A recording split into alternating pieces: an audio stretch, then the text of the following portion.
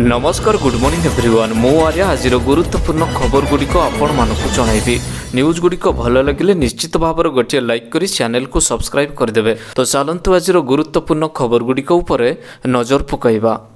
तेबे 2024 प्रथम सूर्य पराग ही 5टी राशि को मिलिब शुभ फल।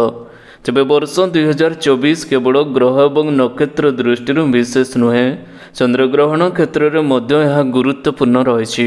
चलित वर्ष 4टी चंद्रग्रहण होबाकु जाउछि। यार प्रथम चंद्रग्रहण हेबो सूर्यपराग जहाँकि एप्रिल 8 तारिख अर्थात चंद्र मासर अमावास्या दिन। वर्षर प्रथम सूर्यग्रहण 5टी राशि लोक मानक अत्यंत शुभ फल रही। मेष राशि, मिथुन राशि, सिंह राशि, कन्या राशि, धनु राशि व्यक्ति विशेष मानक खूब शुभ रहिबो। शत्रु मानक ऊपर विजयी हब। शिक्षा क्षेत्र सहित जड़ित लोक मानक यह समय अत्यंत लाभदायक हेब। आपण धार्मिक एवं आध्यात्मिक कार्य आग्रही हेबे। स्वास्थ्य भल रहिबो एवं अनेक दिन धरी लागि रहितबा रोग मध्य दूर हेब। परवर्ती खबर वार्धक्य हेबनी टंकार अभाव 50 टंका सेविंग रे मिलिबो लक्ष टंकार फंड। तेबे बजार रे विनियोग करने को अनेक माध्यम उपलब्ध रही जो डाकघर योजना मध्य अंतर्भुक्त कर योजना गुड़िक विनियोग कर कौन विपद रही न था। लक्ष लक्ष लोक डाकघर विनियोग करने को पसंद करती कारण यह कौन भी बिना भल रिटर्न दे न था। यह आर्टिकल आम आपण को डाकघर एपरी एक योजना विषय कहवाक जाऊँ जहाँ आपणकर वृद्धा अवस्था एक सहायक हम। यह योजनार नामटी हूँ ग्राम सुरक्षा योजना। 19 वर्ष रु 55 वर्ष मध्य लोक मैंने डाकघर योजन विनियोग करें। यह योजन विनियोग होगाकू अर्थ 10,000 रु 10 लाख टंका पर्यंत हेबो बोली जनापड़ी अछि। परवर्ती खबर आसिला गुड न्यूज। केंद्र कर्मचारी 18 मासर बकेया डीए अर्थ मंत्रालय निकट को पठागला प्रस्ताव। तेबे केंद्र कर्मचारी मानक आसी एक खुशीर खबर। कर्मचारी 18 मासर बकेया महंगा भत्ता डीए को नहीं आसी एक नुआ अपडेट। खूब शीघ्र कर्मचारी एवं पेंशनधारी मानकू यह भत्ताटी मिलवाक जाउछि। 2020 मसीहा जनवरी मासरू 2021 मसीहा जून मास पर्यंत 18 मासर डीए बकेया रही। जदि अर्थ मंत्रालय एने निष्पत्ति ग्रहण करे तेबे कर्मचारी वेतन बहुमात्रा वृद्धि होबार संभावनाटी रही। भारतीय प्रतिरक्षा श्रमिक संघर महासचिव मुकेश सिंह एने केंद्र अर्थमंत्री निकट को एक चिठी लिखिछन्ति। कोविड-19 समय सरकारी कर्मचारी एवं अवसर प्राप्त कर्मचारी डीए रोका जाइथिला। एबे 18 मासर बकेया डीए अर्थ मंत्रालय देबे बोली घोषणा करिसन्ति। परवर्ती खबर 1 फेब्रुआरी रु बदली जिवो एही 4टी नियम आपणक पॉकेट उपरे पड़िबो सीधा सड़क प्रभाव। तेबे फेब्रुआरी 1 रु पेंशन फंड एनपीएस रु टंका उठाइबा एवं बल्क ईमेल सहित जड़ित नियम किसी गुरुत्वपूर्ण परिवर्तन हेबाकू जाउछि। टंका सहित जड़ित यह परिवर्तन गुड़िक अनेक लोकंक जीवन में सीधा सड़क प्रभाव पकाइबाकू जाउछि। आसंतु जानिबा फेब्रुआरी मासरे कौन रही परिवर्तन। पेंशन फंड नियामक एवं विकास प्राधिकरण पेंशन फंडर आंशिक प्रत्याहार पर नियम परिवर्तन रही। डिसेम्बर 2023 रे पीएफआरडी जातीय पेंशन सिस्टम रु टंका उठाइबा नियम परिवर्तन रही। परवर्ती खबर कलबल करिबो जाडो शीतरी लहरी 5टी जिला को येलो अलर्ट करागला जारी। तेबे वर्षार ब्रेक लगिबा पर राज्य में शीत पुणी थर बढ़ी जाइछि। आसंता 2 दिन पर्यंत एपरी शीत सह घन कुहुड़ी राज्यवासी मानकू कलबल करिबो। उत्तर पश्चिम दिगरु राज्य को ठंडा शुष्क पवन रहुथिबारु प्रबल जाड़ अनुभूत हेबा सह पारद स्वाभाविक ठारू 2 रु 3 डिग्री पर्यंत कमु अछि। यार मध्य आसंता 24 घंटा पर्यंत राज्य में शीतलहरी सतर्कता जारी करिछि भुवनेश्वर आंचलिक पाणीपाग केन्द्र। प्रबल जाड़ पर 5टी जिला को येलो अलर्ट जारी करा जाइछि। येलो अलर्ट जारी करा जाइछबा जिला गुड़िक हेला झारसुगुड़ा, सुंदरगढ़, अनुगुल, देवगढ़ एवं केन्दुझर। उत्तर पश्चिम दिगरु राज्य को बहुची ठंडा एवं शुष्क पवन। परवर्ती खबर साकार है शिमिलीपाल अभयारण्य भितर रोथिबा आदिवासी स्वप्न। दीर्घ दिन पर लोकों घरे चढ़िला बिजुली हालुओ। तेबे शिमिलीपाल अभयारण्य भितर रोथिबा बासिंदा मानक एक खुशी खबर रही। ଦେଶ ସ୍ୱାଧୀନ ହେବାର ଦୀର୍ଘ 75 ବର୍ଷ ପରେ ଲୋକଙ୍କ ପାଖରେ ପହଞ୍ଚିଅଛି ବିଜୁଳିର ଆଲୋକ। ଗତକାଲି ମୁଖ୍ୟମନ୍ତ୍ରୀ ନବୀନ ପଟ୍ଟନାୟକ ଭିଡ଼ିଓ କନଫରେନ୍ସିଂ ମାଧ୍ୟମରେ ଆନୁଷ୍ଠାନିକ ଭାବରେ ଏହାର ଲୋକାର୍ପଣ କରିଛନ୍ତି। ଅଭୟାରଣ୍ୟର ଅସ୍ତକୁମର ଗୁଡ଼ୁଗୁଡ଼ିଆ ବରେଇପାଣି ଗ୍ରାମ ପଞ୍ଚାୟତର 42ଟି ଗାଁରେ ବିଜୁଳି ଆଲୋକ ପହଞ୍ଚିଅଛି, ଯେଉଁଥିରେ ଉପକୃତ ହୋଇଛନ୍ତି 5900 ପରିବାର। ପରବର୍ତ୍ତୀ ଖବର, ଶୀତରେ ଥରୁଛି ଲମତାପୁଟ, ଘନ କୁହୁଡ଼ି ସହ କଲବଲ କରୁଛି ଝାଡ଼। ତେବେ ଲମତାପୁଟରେ ହାଡ଼ଭଙ୍ଗା ଶୀତରୁ ନିସ୍ତାର ନାହିଁ। ଶୀତର ଲହରୀ ଜାରି ରହିଥିବା ବେଳେ କୁହୁଡ଼ି ଜନଜୀବନକୁ ଅସ୍ତବ୍ୟସ୍ତ କରିଦେଲାଣି। କୋରାପୁଟରୁ କାଶ୍ମୀର କୁହାଯାଉଥିବା ଲମତାପୁଟରେ 9 ଡିଗ୍ରୀ ତଳକୁ ରହିଛି ପାରଦ। 3 ଦିନ ହେଲା ପାଗ ପୁଣି ଥରେ ଶୀତର ଲହରୀ ଜାରି ରହିଛି। ଦିନ 11ଟା ପର୍ଯ୍ୟନ୍ତ ଲମତାପୁଟର ଅଞ୍ଚଳରେ ଶୀତ ପ୍ରକୋପ ଦେଖିବାକୁ ମିଳୁଥିବା ବେଳେ ଦିନ 11ଟା ପର୍ଯ୍ୟନ୍ତ କୁହୁଡ଼ି ସାରା ଅଞ୍ଚଳକୁ ଢାଙ୍କି ରଖିଛି। ଅପରାହ୍ନ 2ଟା ପରେ ସୂର୍ଯ୍ୟଙ୍କ ଦେଖା ମିଳୁନି।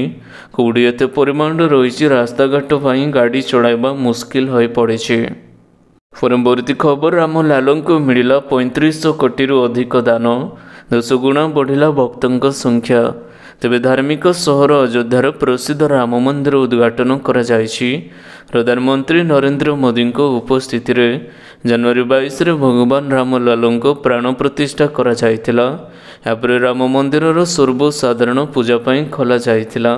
ସେବେଠାରୁ ଅଯୋଧ୍ୟାରେ ରାମ ମନ୍ଦିରରେ ଭକ୍ତଙ୍କ ଆଗମନ ପ୍ରକ୍ରିୟା ଏବେ ପର୍ଯ୍ୟନ୍ତ ପ୍ରବଳ ଜାରି ରହିଛି। ଦେଶର ପ୍ରତ୍ୟେକ କୋଣ ଅନୁକୋଣରୁ ଅଯୋଧ୍ୟା ପହଞ୍ଚୁଥିବା ଭକ୍ତଙ୍କ ଭିଡ଼ ଦେଖି ପୋଲିସ ପ୍ରଶାସନ ମଧ୍ୟ କାର୍ଯ୍ୟବ୍ୟସ୍ତ ହୋଇପଡ଼ିଛି। 15ରୁ 20 ଦିନ ପରେ ଭକ୍ତମାନଙ୍କୁ ଅଯୋଧ୍ୟା ଆସିବାକୁ ଅନୁରୋଧ କରାଯାଇଛି। ରାମ ମନ୍ଦିରରେ ଭକ୍ତମାନଙ୍କର ଲମ୍ବା ଧାଡ଼ି ଦେଖିବାକୁ ମିଳିଛି। ଏହା ସହିତ ଲୋକମାନେ ମନ୍ଦିରକୁ ଖୋଲାଖୋଲି ଦାନ ମଧ୍ୟ କରୁଛନ୍ତି।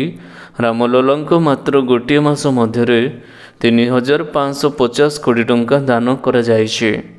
ପରବର୍ତ୍ତୀ ଖବର, ଶିମିଳିପାଳ ଅଭୟାରଣ୍ୟରେ ହେବ ବିଶ୍ୱର ପ୍ରଥମ କଳାବାଘ ସଫାରି। ତେବେ ଶିମିଳିପାଳ ଅଭୟାରଣ୍ୟରେ ହେବ ବିଶ୍ୱର ପ୍ରଥମ କଳାବାଘ ସଫାରି। କଳାବାଘ ସଫାରି ହେବା ନେଇ ସୋସିଆଲ ମିଡ଼ିଆରେ ସୂଚନା ଦେଇଛନ୍ତି ମୁଖ୍ୟମନ୍ତ୍ରୀ ନବୀନ ପଟ୍ଟନାୟକ। କଳାବାଘ ସଫାରି ପାଇଁ ନ୍ୟାସନାଲ ଟାଇଗର କନଜରଭେସନ ଅଥରିଟି ଅନୁମତି ମିଳିଛି। ବନ୍ୟପ୍ରାଣୀ PCCF ସୁଶାନ୍ତ ନନ୍ଦଙ୍କ ସୂଚନା ଅନୁଯାୟୀ ଆସନ୍ତା ଅକ୍ଟୋବର ମାସରୁ ପର୍ଯ୍ୟଟକମାନେ କଳାବାଘ ସଫାରି ବୁଲିବେ। ଶିମିଳିପାଳ ଅଭୟାରଣ୍ୟକୁ ବୁଲିବାକୁ ଆସୁଥିବା ପର୍ଯ୍ୟଟକମାନଙ୍କୁ ଏହା ଏକ ନୂତନ ଅନୁଭୂତି ଦେବ। ଶିମିଳିପାଳର ବ୍ୟାଘ୍ର ଅଭୟାରଣ୍ୟଠାରୁ 15 କିଲୋମିଟର ଦୂରରେ ଏହି ସଫାରିଟି ହେବ। ଶିମିଳିପାଳ ଅଭୟାରଣ୍ୟ 200 ହେକ୍ଟର ଜମିରେ କଳାବାଘ ସଫାରି ପ୍ରତିଷ୍ଠା ହେବାକୁ ଯାଉଛି। ପରବର୍ତ୍ତୀ ଖବର, ମୋଦିଙ୍କ ପରୀକ୍ଷା ପେ ଚର୍ଚ୍ଚାରେ ଭାଗ ନେବାକୁ ସର୍ବାଧିକ ପଞ୍ଜୀକରଣ। ତେବେ ଗତ 6 ବର୍ଷ ତୁଳନାରେ ପ୍ରଧାନମନ୍ତ୍ରୀ ନରେନ୍ଦ୍ର ମୋଦିଙ୍କ ପରୀକ୍ଷା ପେ ଚର୍ଚ୍ଚା କାର୍ଯ୍ୟକ୍ରମ ପାଇଁ ଚଳିତ ବର୍ଷ ରେକର୍ଡ ସଂଖ୍ୟକ ପଞ୍ଜୀକରଣ କରାଯାଇଅଛି। କେନ୍ଦ୍ର ଶିକ୍ଷା ମନ୍ତ୍ରଣାଳୟ କହିଛି ଯେ ଚଳିତ ବର୍ଷ 2,26,00,000ରୁ ଅଧିକ ଛାତ୍ରଛାତ୍ରୀ, ଶିକ୍ଷକ ଏବଂ ଅଭିଭାବକ ପରୀକ୍ଷା ଉପରେ ଆଲୋଚନା ପାଇଁ ପଞ୍ଜୀକରଣ କରିଛନ୍ତି। ମନ୍ତ୍ରଣାଳୟ କହିଛି ଏହା ଦର୍ଶାଉଅଛି ଯେ ଦେଶର ଛାତ୍ରଛାତ୍ରୀମାନେ ପ୍ରଧାନମନ୍ତ୍ରୀଙ୍କ ସହ ଆଲୋଚନା କରିବାକୁ ଅତ୍ୟନ୍ତ ଉତ୍ସାହିତ ଅଛନ୍ତି।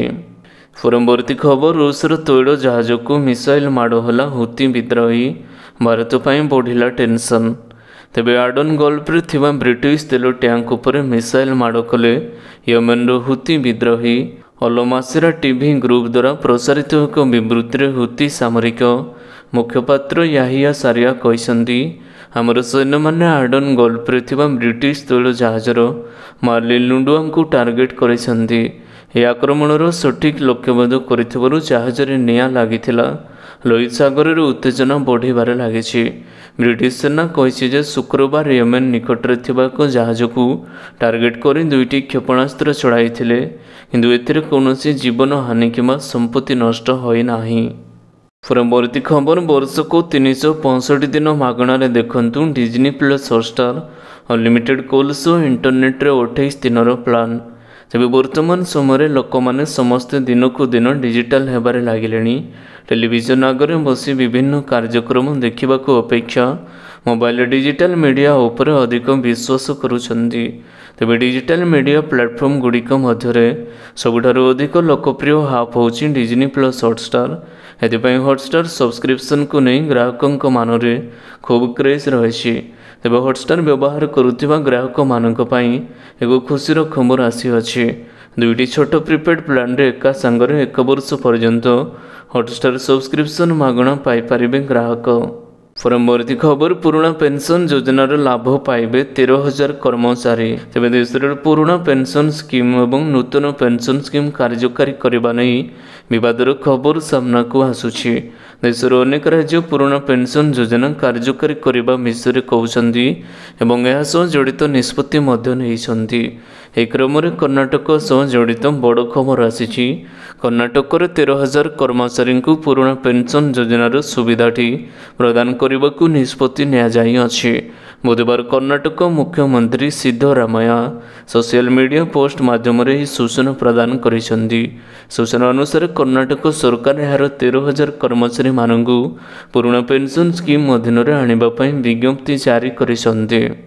ପରବର୍ତ୍ତୀ ଖବର, ହାତୀଦାନ୍ତ କାରବାର ଲିଙ୍କରେ ଗହଣା ବ୍ୟବସାୟୀ 3 ଜଣଙ୍କୁ ବାନ୍ଧିଲା ବନ ବିଭାଗ। ତେବେ ଦେବଗଡ଼ ବନଖଣ୍ଡ ଅଞ୍ଚଳରେ ହାତୀଦାନ୍ତ ଜବତ ହୋଇଛି। ହୋଟେଲ ଉପରେ ଚଢ଼ାଉ କରି ହାତୀଦାନ୍ତ ଜବତ କରିଛି ବନ ବିଭାଗ। ହାତୀଦାନ୍ତ କାରବାର ଲିଙ୍କରେ 3 ଜଣ ଗିରଫ ହୋଇଛନ୍ତି। ଗିରଫଙ୍କ ଭିତରେ ଜଣେ ଗହଣା ବ୍ୟବସାୟୀ ଥିବା ସୂଚନାଟି ମିଳିଛି। ହାତୀଦାନ୍ତ କେଉଁଠୁ ଆଣିଲେ, କାହାକୁ ବିକ୍ରି ହୋଇଥାନ୍ତା, ସେ ନେଇ ଖୋଳତାଡ଼ ମଧ୍ୟ ଚାଲିଛି। ଅଭିଯୁକ୍ତମାନେ କେବେଠାରୁ ହାତୀଦାନ୍ତ କାରବାରରେ ସମ୍ପୃକ୍ତ ଅଛନ୍ତି, ସେ ନେଇ ପଚରା ଉଚରା ମଧ୍ୟ ଚାଲିଛି। ସେପଟେ ଏନେଇ ଦେବଗଡ଼ ଡିଏଫ୍ଓ ପ୍ରତିକ୍ରିୟା ରଖିଛନ୍ତି। ସେ କହିଛନ୍ତି ଏନେଇ ତଦନ୍ତଟି ଜାରି ରହିଛି। 3 ଜଣ ଲୋକଙ୍କୁ ଗିରଫ କରାଯାଇଅଛି। ପରବର୍ତ୍ତୀ ଖବର, ନୂଆ ତେଲ ମୂଲ୍ୟ ଜାରି, କେତେ କମିଲା ଏବଂ କେତେ ବଢ଼ିଲା ପେଟ୍ରୋଲ ଡିଜେଲର ମୂଲ୍ୟ ଜାଣି ରଖନ୍ତୁ। ତେବେ ଗାଡ଼ିରେ ତେଲ ପକାଇବା ପୂର୍ବରୁ ଜାଣି ନିଅନ୍ତୁ ଆଜି କେତେ ରହିଛି ତେଲର ଦର। ତେଳ କମ୍ପାନୀଗୁଡ଼ିକ ଜାରି କରିଥିବା ପେଟ୍ରୋଲ ଏବଂ ଡିଜେଲ ମୂଲ୍ୟରେ ପରିବର୍ତ୍ତନ ଆସିଛି। ଭୁବନେଶ୍ୱରରେ ଆଜି ପେଟ୍ରୋଲ ଦର 103 ଟଙ୍କା 18 ପଇସା ହୋଇଥିବା ବେଳେ ଡିଜେଲ ଦାମ ପ୍ରତି ଲିଟର ପିଛା 94 ଟଙ୍କା 75 ପଇସା ରହିଛି। ସେହିପରି ଦେଶର ପ୍ରମୁଖ ସହରରେ ବି ପେଟ୍ରୋଲ ଏବଂ ଡିଜେଲ ଦର ଅପରିବର୍ତ୍ତିତ ରହିଛି।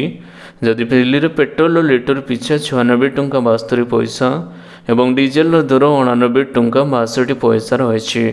ମୁମ୍ବାଇରେ ପେଟ୍ରୋଲ ଲିଟର ପିଛା 106 ଟଙ୍କା 31 ପଇସା ହୋଇଥିବା ବେଳେ ଡିଜେଲ ଲିଟର ପିଛା 94 ଟଙ୍କା 27 ପଇସା ରହିଛି। ସେହିପରି କୋଲକାତାରେ ପେଟ୍ରୋଲ ଦର 106 ଟଙ୍କା 3 ପଇସା ଥିବାବେଳେ ଡିଜେଲ ଦର 92 ଟଙ୍କା 72 ପଇସା ରହିଛି। ପରବର୍ତ୍ତୀ ଖବର, ରାମ ଭକ୍ତଙ୍କୁ ରେଲୱେ ପକ୍ଷରୁ ଉପହାର। ଦେଶର କୋଣ ଅନୁକୋଣରୁ ଅଯୋଧ୍ୟାକୁ ଗଡ଼ିବ ଆସ୍ଥା ସ୍ପେଶାଲ ଟ୍ରେନ୍।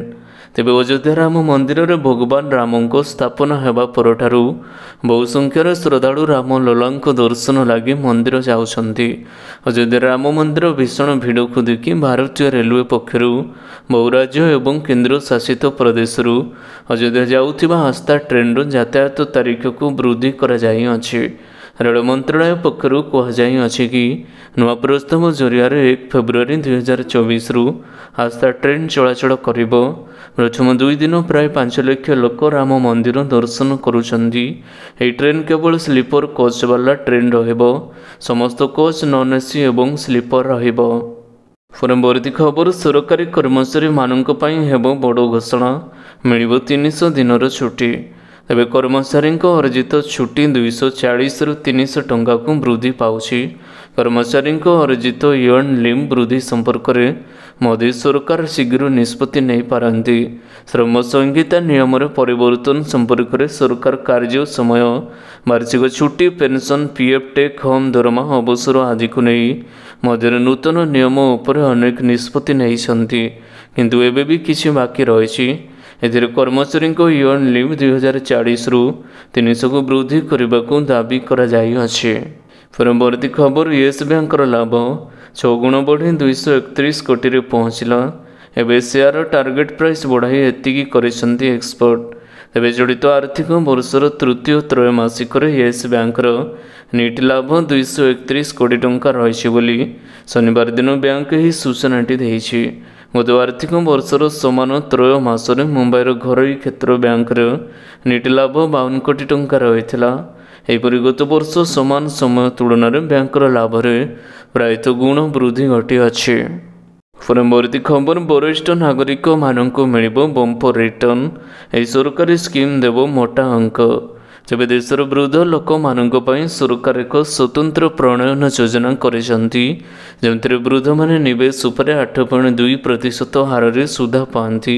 सरकार ए त्रैमासिक अर्थात जनवरी मार्च 2024 पर्यंत वरिष्ठ नागरिक संचय योजनार सुधर हार वृद्धि करना। ये आर्टिकल आमे आपनकु सरकारंकर एक स्वतंत्र योजना विषय कहबाकू जाउछु जहाँ वरिष्ठ नागरिक मानक पई प्रवर्तित होइछि। यही साहाय्य आपण आपणकर टैक्स बजेट मध्य करि पारिबे। तेबे एही योजना लोक माने सरकार ही विशेष लाभ उठाई पारिबे। एही योजना 60 वर्षर अधिक लोक मानक पई प्रवर्तित होइछि। एव्यतीत 55 वर्षर अधिक अवसर प्राप्त व्यक्ति एही योजना अधीन अवसर पर टंका रोजगार करि पारिबे। एदि सहित 50 वर्षर अधिक वयस्क व्यक्ति जो माने पूर्वतन सेना और जो माने अवसर नेबाकू चाहती से SC/SS खातार व्यवहार करि पारिबे नाही। तेबे आशा करुछि आजिर गुरुत्वपूर्ण खबर गुड़िक आपण मानकु निश्चित भाव में भल लगी। जदि भल लगी भिडियो को गोटे लाइक करंतु एवं चैनल को सब्सक्राइब करबा पई बिल्कुल भी भूलंतु नाही। आपणको भल पाइबा स्वरूप वीडियो को शेयर करदेवे। पुणी देखा हब लेटेस्ट अपडेट्रे से पर्यंत विदाय नौछि। Vande Mataram. Take care. Bye bye.